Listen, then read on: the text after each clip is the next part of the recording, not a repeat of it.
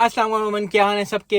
आप बात कर लेते हैं T20 जो कनाडा में हो रही है, क्रिस गेल की और आजम खान की। आजम ने पहले भी 50 की थी, अब भी जो है वो 50 की है। आज भी लूजिंग कॉज में की, और क्रिस गेल और जो आजम खान की टीम थी वो जो है वो जीत नहीं पाई। लेकिन फिर भी क्रिस गेल को इस तरह देखना, आजम खान को देखना, क्योंकि मैं मिस कर रहा था, क्योंकि जो यूएसए में हो रहा है मुझे लग रहा था कि उधर नहीं हो रहा, लेकिन फिर इधर जो है कनाडा में होना शुरू हो गए, प्लेयर्स आने शुरू हो गए। जो प्लेयर्स जो हैं वो यूएसए में नहीं खेल रहे, वो कनाडा में खेल रहे, जो कनाडा में नहीं खेल रहे वो जिम्बाब्वे में T10 खेल रहे हैं। तो आई थिंक ओवरऑल जो है बहुत ज्यादा चॉइस है अब आजकल के दिन में, आजकल के महीनों में, के व्यूअर्स जो हैं वो कुछ भी देख सकते हैं। T10 देखो, T20 देखो, टेस्ट देखो, इंडिया वर्सेस वेस्ट इंडीज, या आप जो है वो ऑस्ट्रेलिया वर्सेस इंग्लैंड एशेज देखो, या पाकिस्तान वर्सेस श्रीलंका देखो। तो इतनी ज्यादा चॉइस है, जबरदस्त देखने को मिलता है। थोड़ी सी बात कर लेते हैं मैच की। आई थिंक मैच जो है वो मिसिसागा पैंथर्स के में था और जो है वैंकूवर नाइट्स के में। वैंकूवर नाइट्स जो है वो जीत गए एंड में, लेकिन आजम खान और क्रिस गेल ने 61 किया, आजम खान ने 64 किया।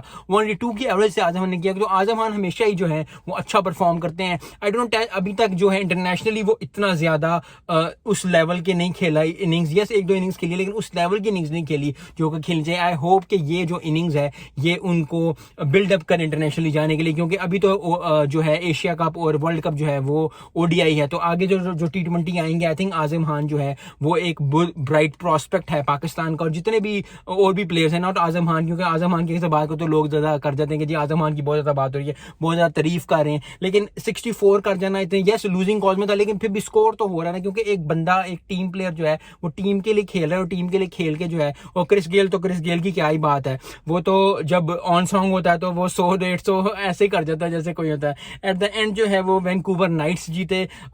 हर्ष ठाकर ने 75 किया, उनकी परफॉर्मेंस बहुत अच्छी थी, इसलिए जो है वो वैंकूवर नाइट्स तो जीत गए। स्कोर किया था मिसिसागा ने 158, इन्होंने 159 किया।